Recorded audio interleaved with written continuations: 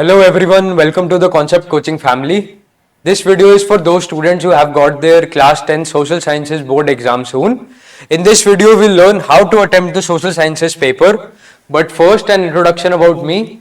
My name is Yash Miglani. I got 98.8% in my class 10th board exams and I scored 97 marks in social sciences. So without further ado, let's begin. The first point says to utilize the reading time. The reading time is there not just to go through the paper, not just to read the questions. No, because the political science paper has a potential of being a little lengthy. So you might need to save some time for the longer 5-marker questions.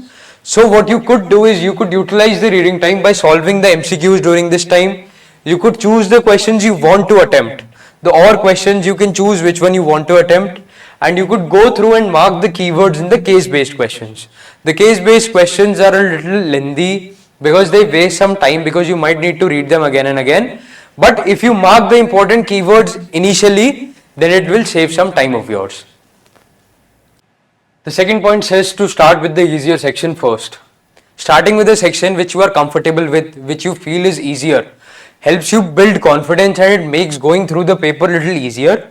What I have noticed generally is that people find political science and economics to be a little easier compared to history and geography. So whichever section, whichever subject you feel is easier, you should start with that section first, but make sure that you are doing all the questions in order. The third point says to always write the answer in point form. This is probably the most important point in this video. What this point refers is that all the answers should be written in point form rather than paragraph form. Because this makes the paper more presentable, it makes the paper easier to evaluate and it leaves a better impression, a good impression on the evaluator. So don't write a paragraph, write it in point form. The fourth point says to use time efficiently. What this means is that you might see a 2 or 3 marker question and you might get excited because you might know a lot about this question, but it's necessary that you are not writing whole story about this question. Just make sure that you are writing not more than 4 points.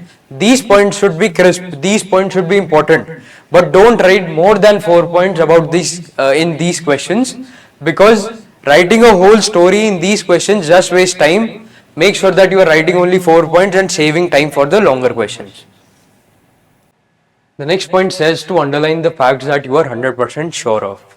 When you are writing an answer, you have to underline the keywords, you have to underline the facts which you are sure of, so that it makes it easier for the evaluator to locate the important points and give marks. But make sure that you are underlining and highlighting only those points which you are sure of. Because if you are not sure of a point and you have underlined it, that basically means that you have highlighted the wrong answer, which will leave a bad impression and will lead to deduction in marks. The next point says to write the most in questions where you don't know the exact answer.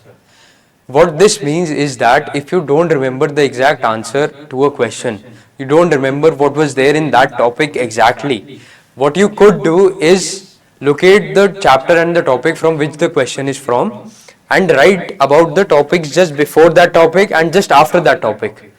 Write anything in these 3 topics, anything you know, and write the most in this type of questions.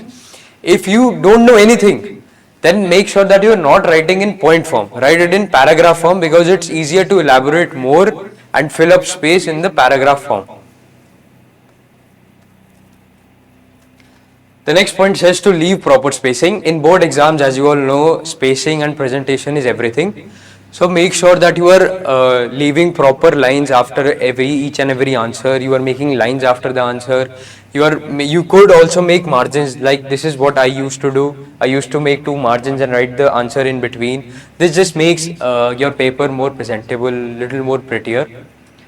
8th point is to attempt all the questions. Never leave any question unanswered. Write anything about it. You could get marks, 1 or 2 marks, but never leave any question unanswered.